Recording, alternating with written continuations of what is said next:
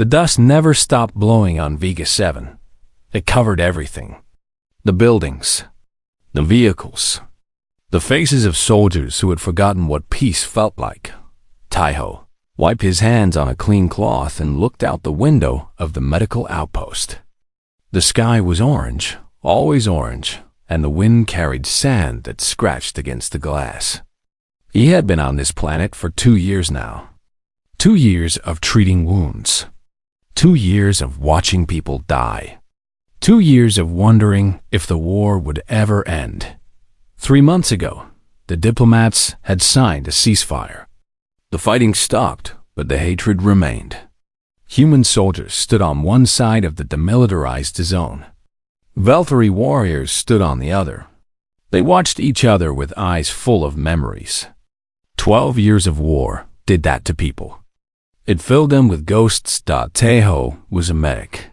He had joined the military to save lives, not to take them.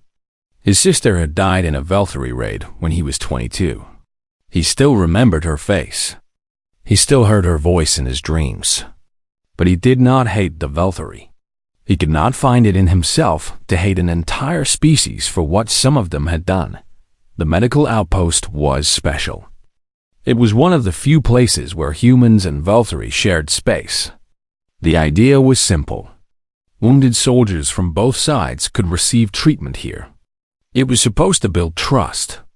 It was supposed to show that cooperation was possible. Most days, it just showed how deep the wounds really were. The Velthari rarely accepted human help. Their pride would not allow it.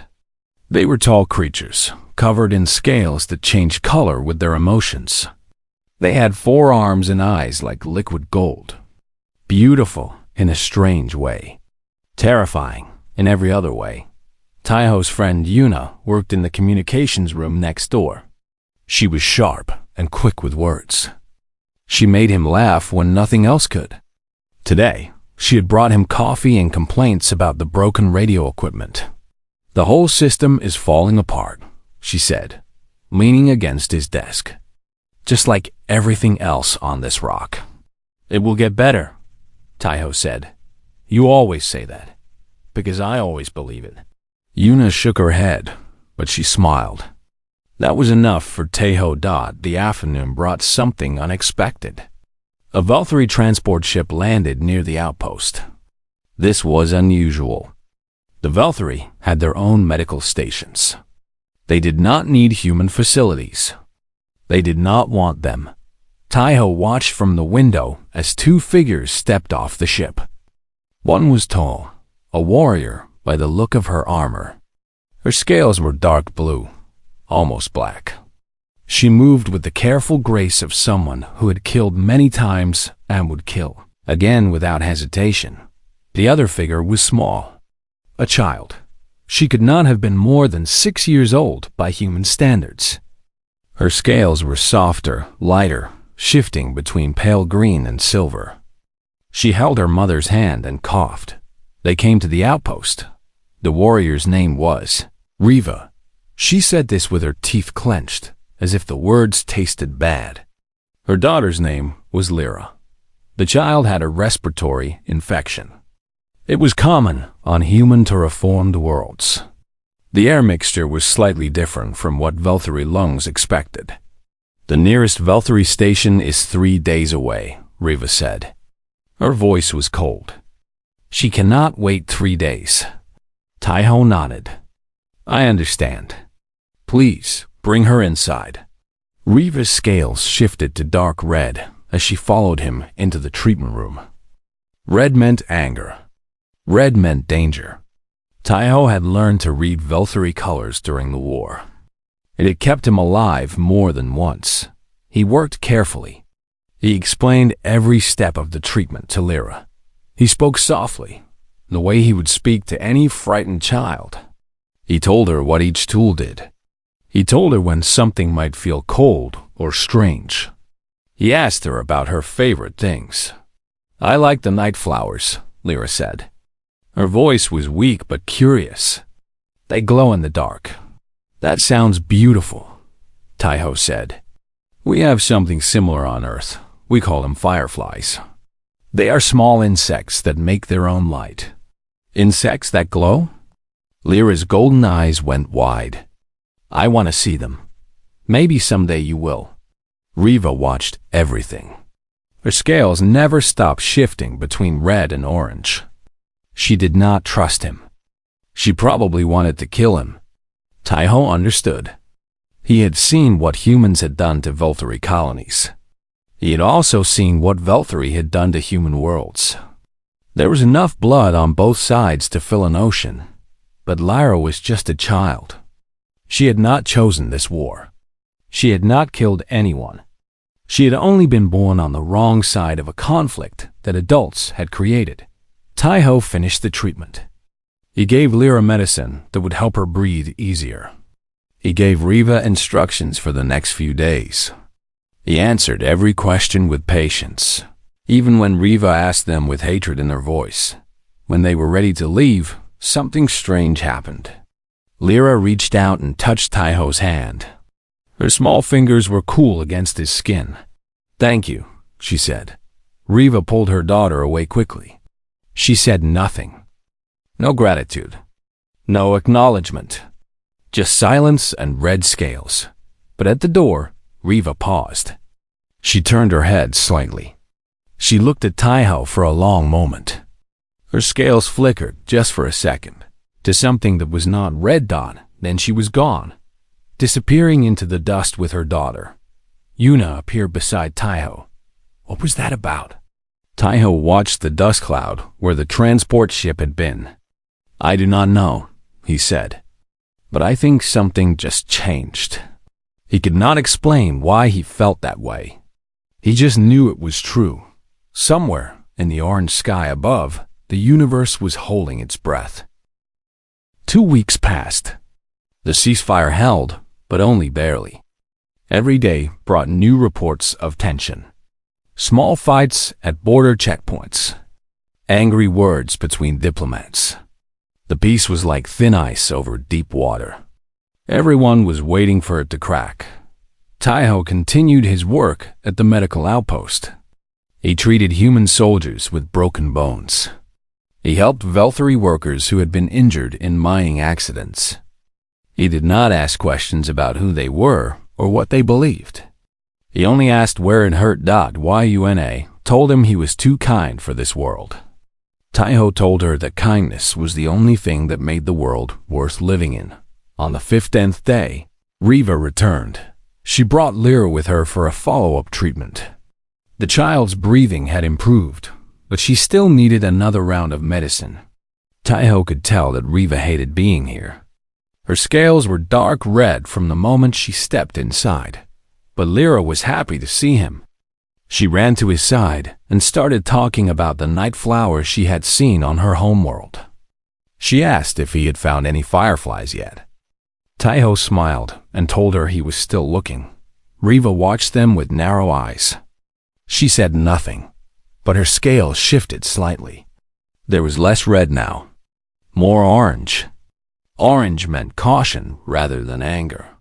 It was a small change, but Taiho noticed. He was giving Lyra her medicine when the first explosion hit. The entire building shook. Dust fell from the ceiling. Alarms started screaming. Taiho grabbed Lyra and pulled her to the ground as a second explosion tore through the east wall. Fire and smoke filled the air. Yuna's voice came through the intercom, broken by static. We're under attack. Unknown hostiles. They're Veltari, but they're not military. The connection died. Taiho's heart was pounding. He looked around the room. The wall had collapsed. Medical equipment was scattered everywhere. Riva was already on her feet, her forearms pulling weapons from hidden places in her armor.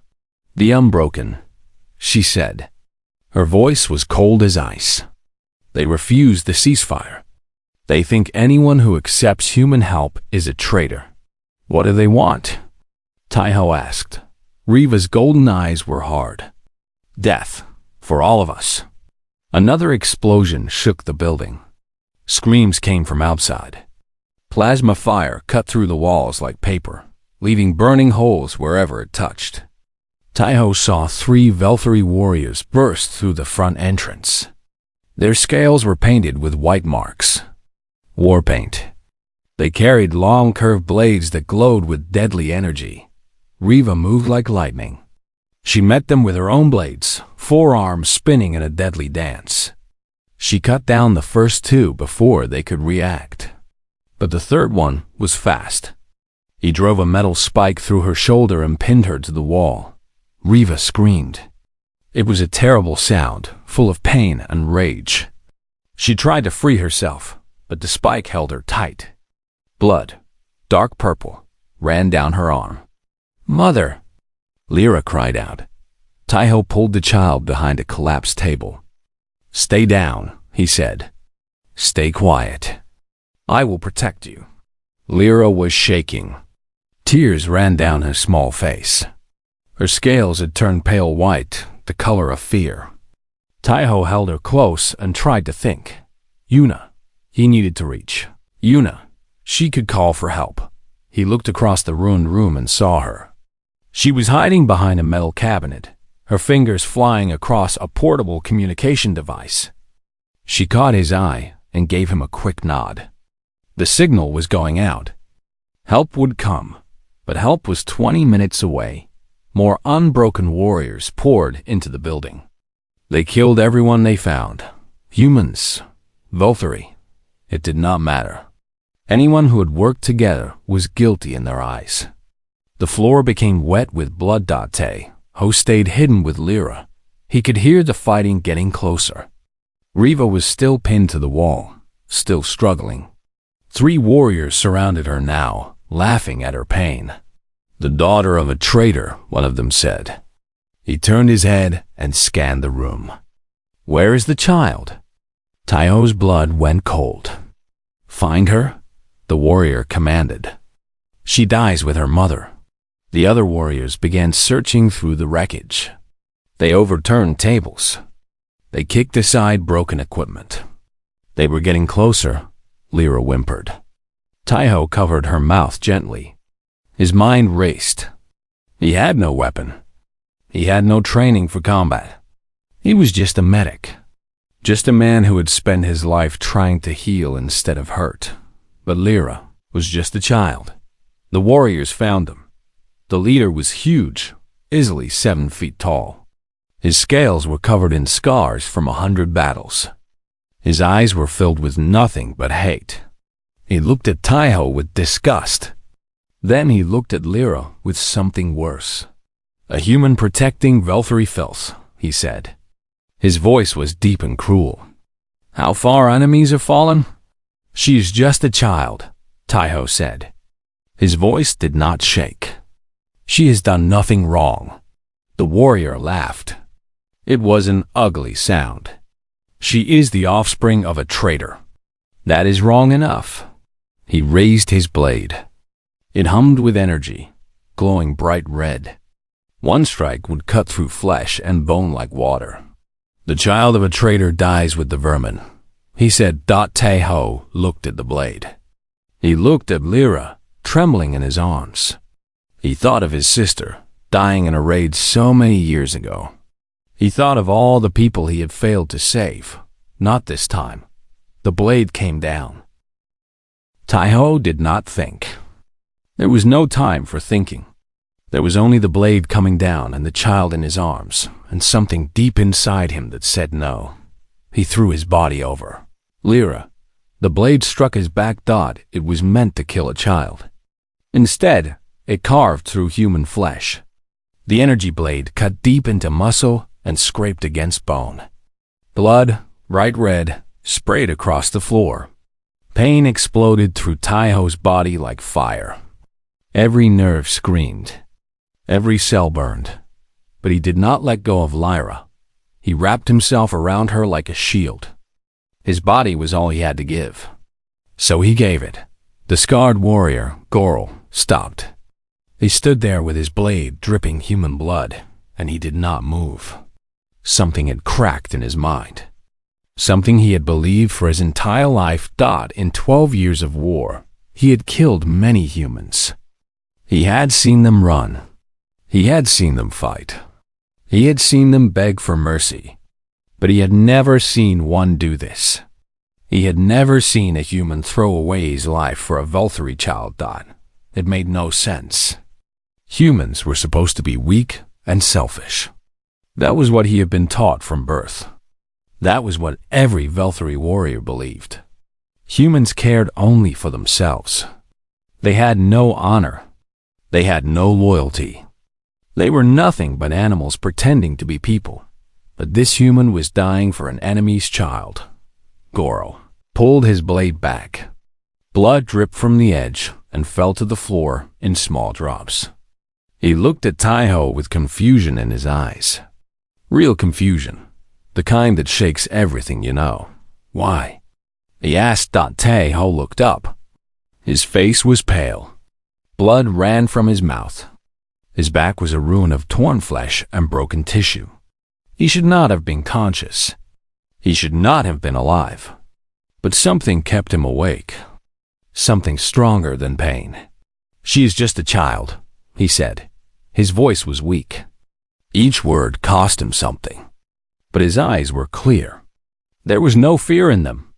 No regret. Only certainty. Goro stared at him. For a long moment, nothing happened. The other unbroken warriors watched in silence. They did not understand either. This was not how humans were supposed to behave. This was not how the universe was supposed to work. Across the room, Riva saw everything. She was still pinned to the wall, the spike buried deep in her shoulder. Purple blood covered her arm. Her body was weak from blood loss, but her eyes were alive with something she had not felt in years. She watched the human cover her daughter. She watched him take the blow that was meant to kill Lyra. She watched his blood pour out onto the floor, and something inside her broke. Not broke in a bad way. Broke in the way that chains break. Broke in the way that walls fall down. Broke in the way that makes you finally see what was always there. This human was dying for Lyra. This creature that Riva had hated her entire life. This enemy that she had been trained to kill without mercy was giving his life so that her daughter could live. Why? The question burned in her mind. Why would he do this? What could he possibly gain? They were enemies. His people had killed her people. Her people had killed his. There was nothing between them but blood and fire, and 12 years of war. But he was still holding Lara. He was still protecting her. Even as his life drained out of him, he would not let her go. Goro raised his blade again. The moment of confusion had passed.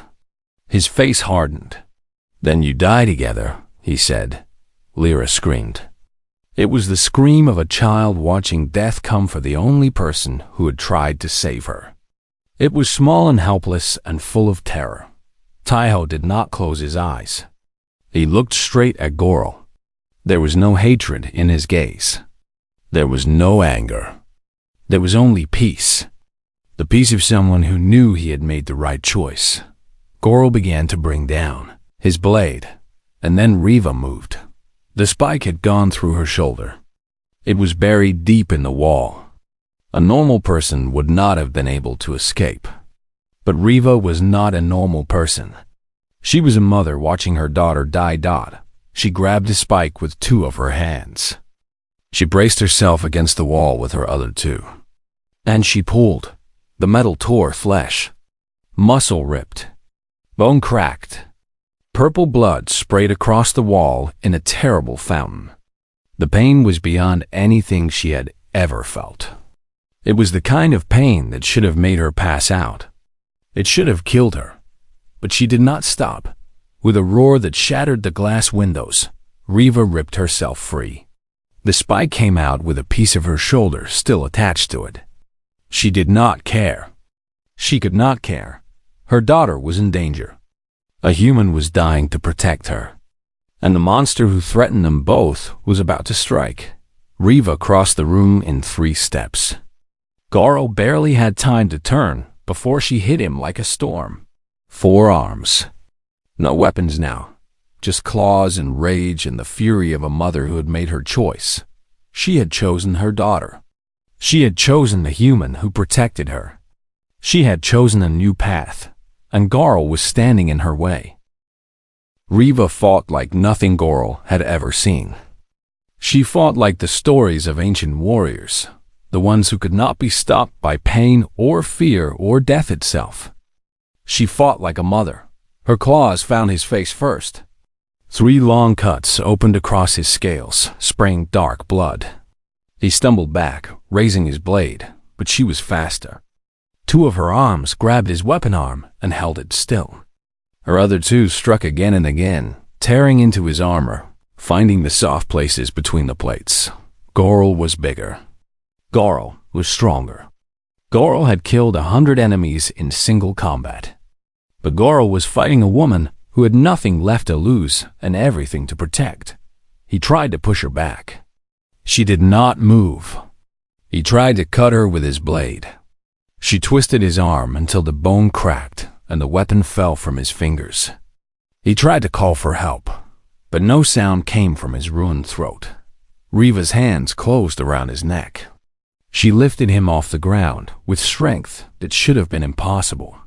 Her scales had turned pure black, the color of absolute fury. Her golden eyes burned with fire. "You tried to kill my daughter," she said. Her voice was calm. That was the terrifying part. She was not screaming. She was not raging.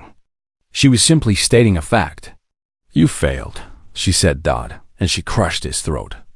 Garl fell to the ground. He tried to breathe, but his windpipe was destroyed.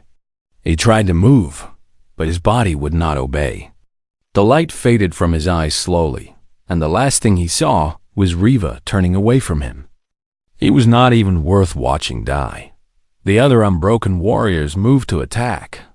There were 4 of them left. They raised their weapons and charged at Riva. Yuna stepped out from behind the metal cabinet. She had found a plasma pistol somewhere in the wreckage. Her hands were shaking, but her aim was steady. She fired. The first shot hit a warrior in the chest. He went down. The second shot missed, but the third one found its target. Another warrior fell. Yuna was screaming in Korean, words that Taiho recognized as very old and very bad curses. She kept firing, kept missing, kept hitting, kept screaming. Riva killed the third warrior with her bare hands. The fourth one tried to run. She caught him before he reached the door. When it was over, the room was silent. Bodies lay everywhere. Blood covered the floor in pools of red and purple. The air smelled like smoke and death. Riva stood in the middle of it all. Her shoulder was a ruin. Purple blood ran down her arm and dripped from her fingers. She should have been dead. She should have been unconscious from pain and blood loss. But she was still standing. 3 more unbroken warriors appeared at the broken entrance. They saw the bodies. They saw Riva. They saw the look in her eyes. "Leave," Riva said. Her voice was cold and final. "Tell the others what happened here. Tell them a human bled for my daughter. Tell them I chose my side." The warriors did not argue. They did not threaten. They simply turned and ran. Riva watched them go. Then her legs gave out. She collapsed beside Taiho. The human was barely alive. His back was destroyed. His blood had formed a pool around him. But his arms were still wrapped around Lyra. Even now, even dying, he was protecting her. "Mother!" Lyra crawled out from under Taiho's body. She was covered in his blood, but she was unharmed. Not a single scratch. The human had taken everything. Riva pulled her daughter close with her good arm. She held her tight and felt tears on her face.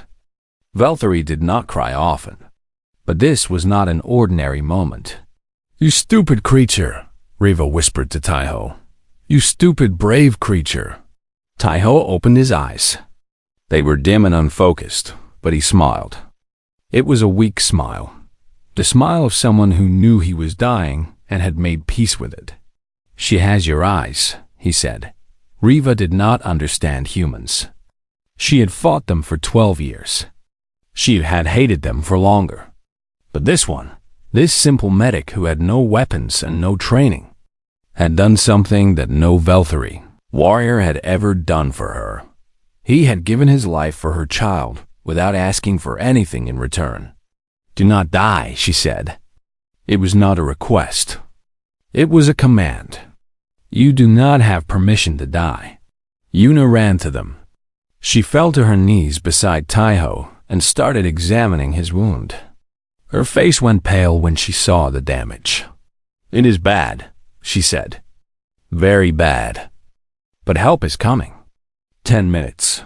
"He will not last 10 minutes, Riva said. "Then we keep him alive for 10 minutes.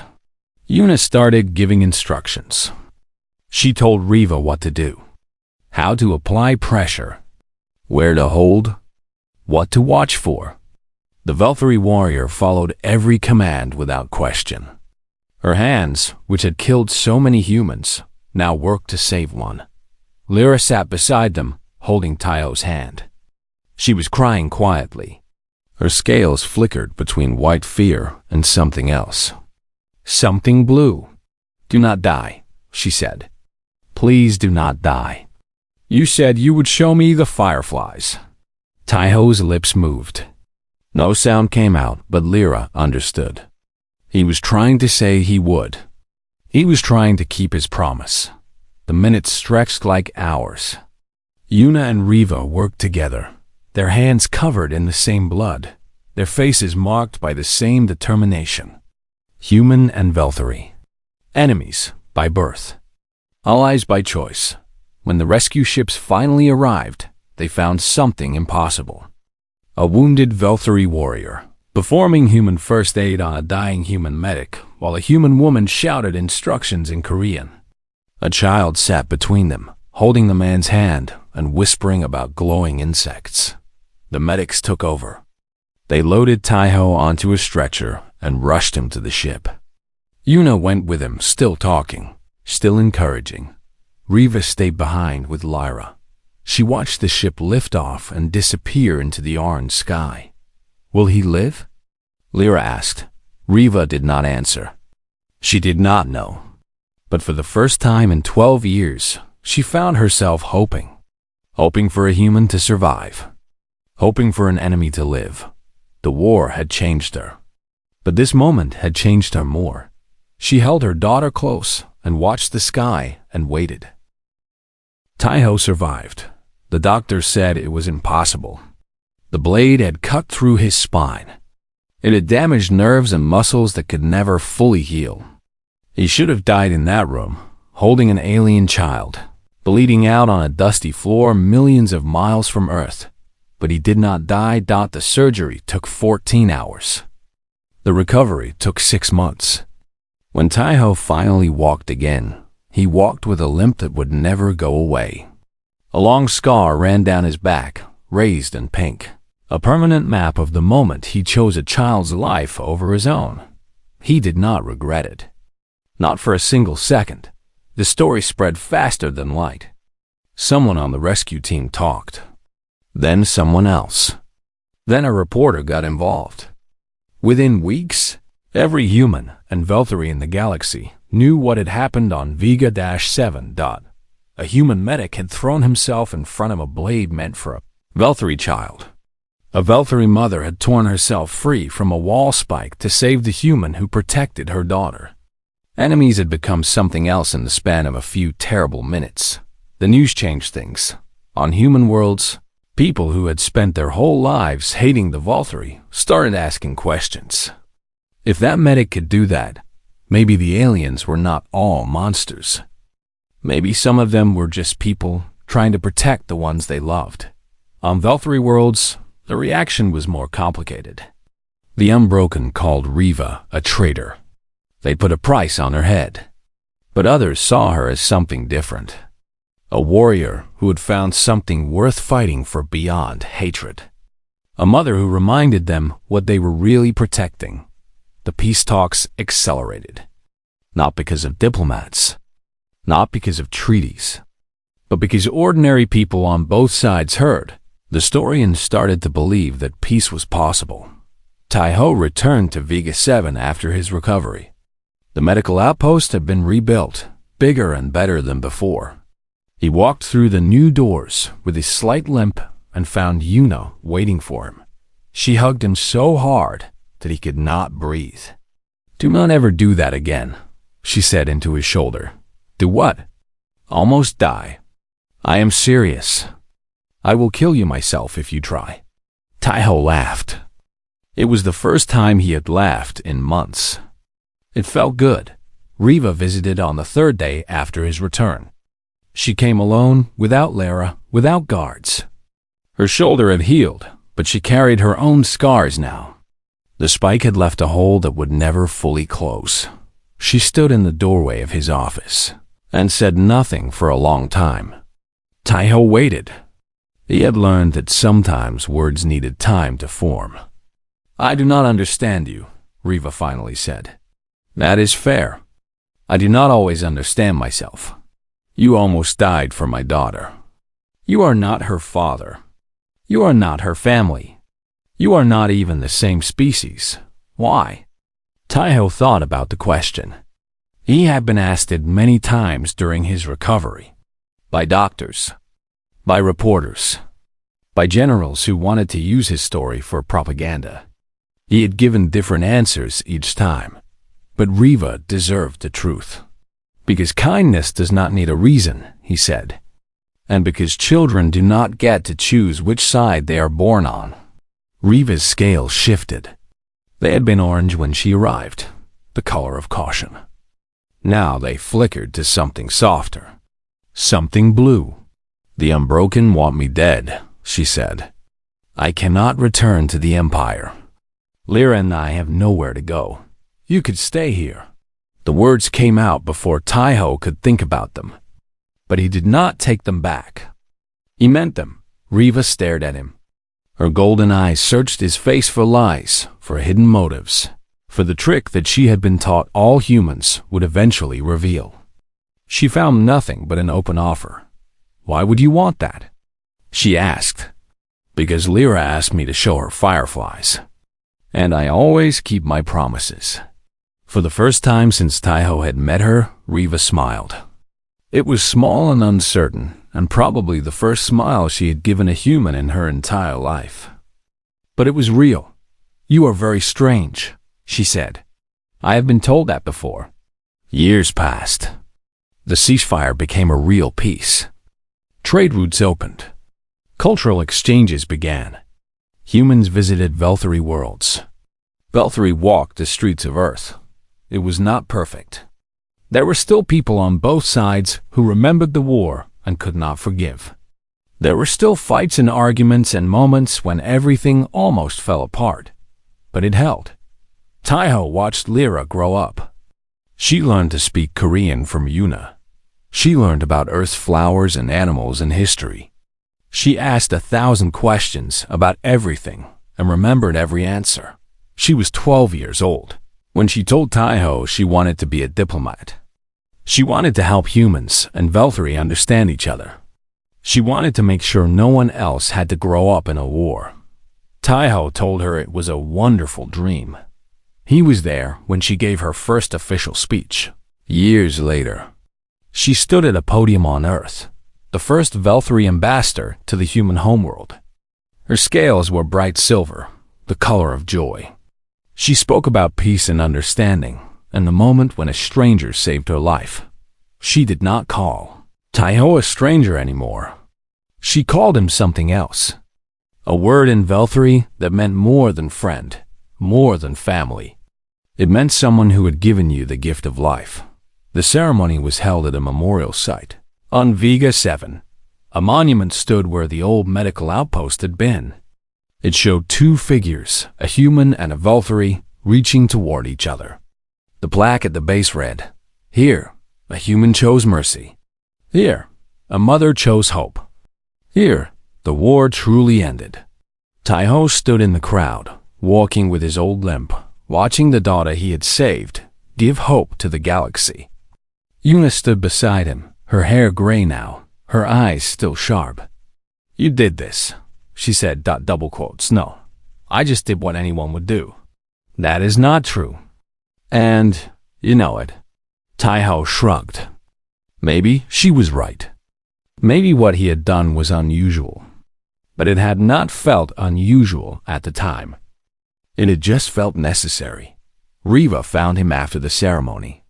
Her scales were blue, fully blue, the Volturi color of absolute trust.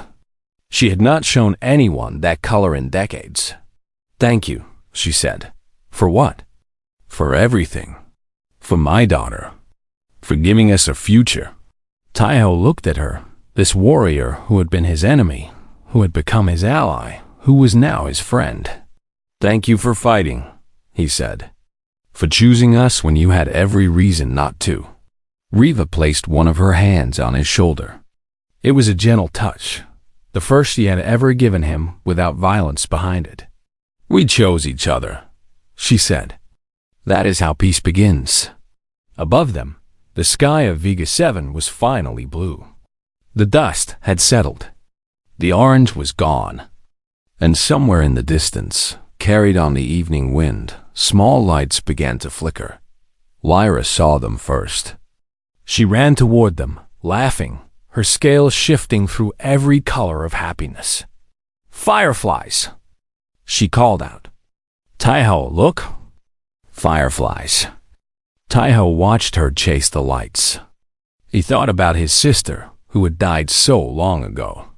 He thought about all the people he had lost, all the wounds he had treated, all the years of war and pain and sorrow dot, and then he smiled.